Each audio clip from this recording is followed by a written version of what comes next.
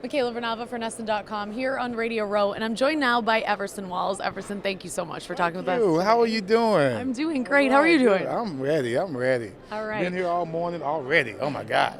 Well, you have been on two very iconic SI covers, and I'm curious, are those, do you keep those? Are they on display? Is that something that's special to you?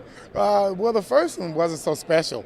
I was a victim on the first one, so it wasn't so special, Candlestick Park. But actually, I tell people, I made a lot of money off of that play. Someone actually sent me, some of Joe's people, they sent me a figurine of the catch with Joe backing up and Too Tall trying to get him, and then me, going back trying to get the white card. So I still have it. It was a failed business, project, so I still have it because that was a sample. So a little bit of a silver lining there. Yeah, well, I'm a yin and yang guy. That's what's so in my life. I mean, I wasn't drafted, but I did well. Now I gave up a big play, and then I made a big play, so I'm cool. Well, the other cover was a very triumphant moment. Oh, no doubt about it. It was New York, Giants, Buffalo, Norwood missed the field goal. I'm celebrating, crying, kissing everybody. That's a totally different atmosphere on that one. Well, I have that all over the house. That's okay. It's like your size all over the house. The other one, the catch, I got it like this small. So that makes sense. Yes. Well, you had a chance to play for Bill Belichick back when he was in his younger years. Yes. What was he like back then? Same way he is now. Yeah. Nothing's changed. No, he still acts the same. But we saw more of him behind the scenes. Behind the scenes, he's actually kind of cool. Got a sense of humor, likes to laugh a little bit, not too much. Tries to keep things in line.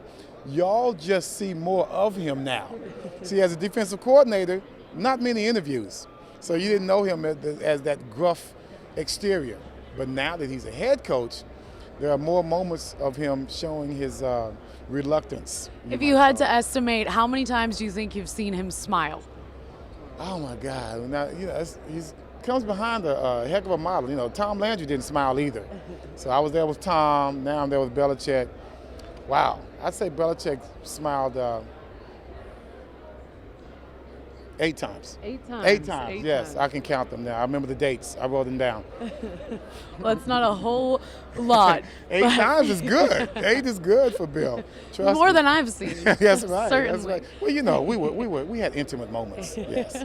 How much do you think Bill Parcells had an effect on shaping Bill Belichick into what Bill Belichick is today? That's interesting. They're both different, but foundation-wise, they both come from the same place. Toughness, accountability. That's what I liked about it. They held you accountable for everything. I think the difference comes between, I think they're so much alike that because they have that stubbornness. Parcells did it his way, New Jersey way. And Belichick was a guy that was taught by his dad how to coach. So he knows all the ins and outs, and you cannot change his approach to any game. He teaches his approach to every game the same. And that's what I like about both of them. And that's what they both have in common. And in your day, who was the toughest receiver to cover, do you think? That's easy, man. Roy Green, St. Louis Cardinals, ended up being with the Phoenix Cardinals back in the 90s. He was a guy that came in, played wide receiver and defensive back. So that's how good he was initially. But he was so good at wide receiver, he made the permanent transition. And at one point, I'd say in a 5-year span, he was better than any wide receiver has ever been, especially when he got Neil Lomax to come in throwing the ball to him, because the guy had a cannon and Roy Green could go get it anywhere on the field. Everson, you're here for Super Bowl week with Ethos Education. Can you That's tell right. us a little more about that?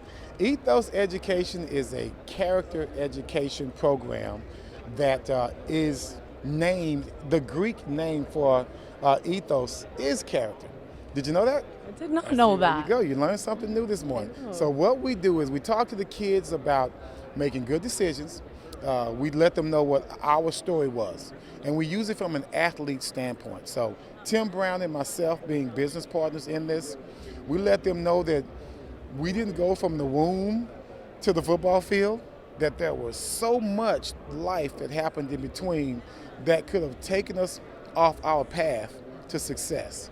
And we let them know that we did not allow anyone to determine our success. We didn't allow them to determine what we want to be in life.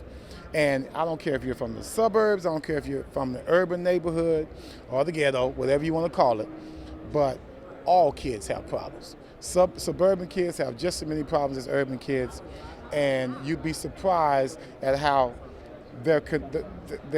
what they have in common are the same problems. Sounds like a great cause. Everson, thanks for talking with us today. Appreciate it. Thank you very much. Go Boston. Thank you. Yeah.